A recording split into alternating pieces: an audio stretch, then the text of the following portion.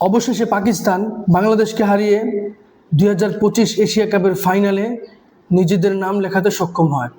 তবে গল্পটা তো অন্যরকমও হতে পারত যদি বাংলাদেশ তাদের ধারাবাহিকতা বজায় রাখতে পারত।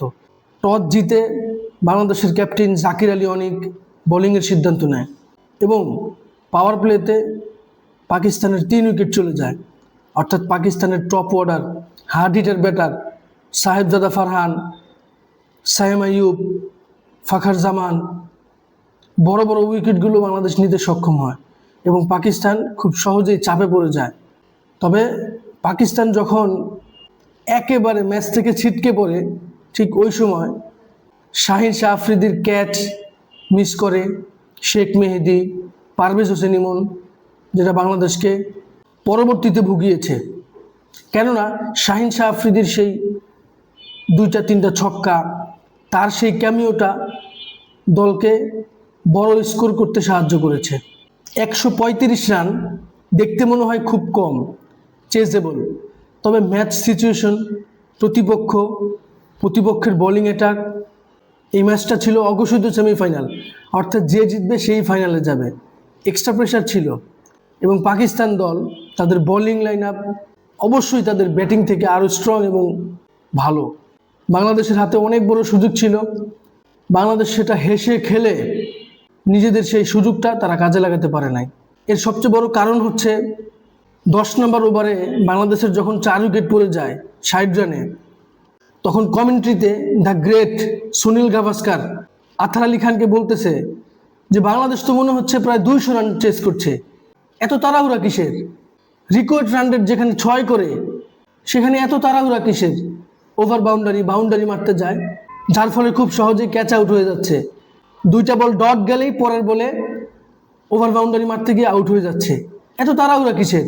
কিন্তু গেম অ্যাওয়ারনেসের বিষয়।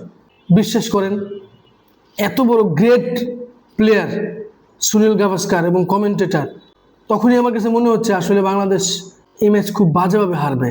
যা কথা তাই, প্লেয়ারদের মধ্যে ডট বল খেলার প্রবণতা দেখা যাচ্ছে। 2 বল ডট, পরের বল ওভার বাউন্ডারি মারতে গিয়ে ঠিক এমনিভাবে শেখ মেহেদী, নুরুল হাসান সোহান, শামীম পাটোয়ারি সকলেই এভাবে আউট হয়েছে। যাই হোক, অবশেষে বাংলাদেশের এশিয়া কাপের যাত্রা, এশিয়া কাপের স্বপ্ন সব কিছুই শেষ হয়ে গেল। তবে আমার কাছে সবচাইতে যে বিষয়টা কষ্ট লাগছে সেটা হচ্ছে দুবাইতে প্রবাসী ভাইরা যারা বাংলাদেশের জন্য নিজেদের কাজ বাদ দিয়ে নিজেদের সময়কে বাংলাদেশের জন্য উৎসর্গ করলো এবং পুরা ম্যাচ জুড়ে যে চেয়ার আপ করলো, তারা তো দিন শেষে আসলে মনের দিক থেকে হোক, সর্বদিক থেকে তারা আসলে ক্ষতিগ্রস্ত। তাদের জন্য সমবেদনা।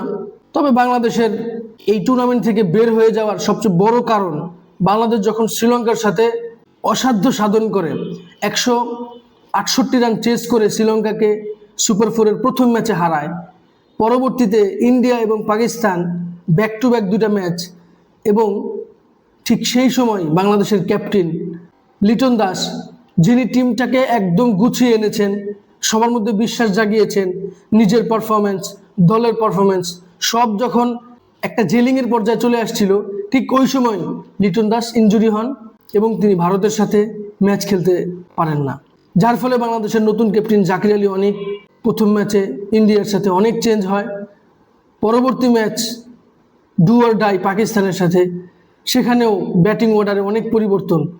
তাওহিদ হৃদয়, কি বলবো তাওহিদ হৃদয়ের কথা, মানুষ যেখানে পাওয়ার প্লেতে কোয়ালিটি বোলিং অ্যাটাকের সামনে ক্লাস শট খেলে, প্রপার ক্রিকেটীয় শট খেলে রান বের করতে পারে না, সেখানে শাহিন শাহ আফ্রিদিকে ক্রস শট মারতে যায় এবং সে আউট হয়ে যায়। এখানে তো কোনো তাড়াহুড়া দরকার ছিল না, বাংলাদেশ অনেক বেশি তাড়াহুড়া করে ফেলছে। তবে আমার মনে হয় লিটন দাসের ইনজুরি, ব্যাটিং অর্ডারের পরিবর্তন, অবাধে ক্যাচ মিস, গেম অ্যাওয়ারনেসের দুর্বলতা, সব কিছু মিলিয়ে বাংলাদেশের উন্নতি করার অনেক জায়গা আছে। সামনে বিশ্বকাপ, আফগানিস্তান সিরিজ, ওয়েস্ট ইন্ডিজ, নেদারল্যান্ডের সাথে সিরিজ আছে, বিপিএল আছে। বাংলাদেশের হাতে অনেক সুযোগ আছে নিজেদের ইমপ্রুভ করা, নিজেদের ব্যাটিং, বোলিং, ফিল্ডিং সব কিছু নিয়ে কাজ করা। তবে সবচাইতে বেশি কনসার্টের জায়গা হচ্ছে ব্যাটিং লাইন আপ।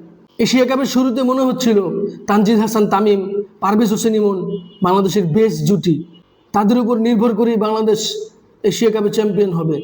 দেখেন টুর্নামেন্টের শেষে তানজিদ হাসান তামিম দল থেকে ড্রপ, পারভেজ হোসেন ইমন পুরো টুর্নামেন্টে পারভেজ হোসেন ইমন খেলতে পারে নাই, তার জায়গায় সাইফ হাসান একাই লড়ে গেছে বাংলাদেশের হয়ে। অসাধারণ।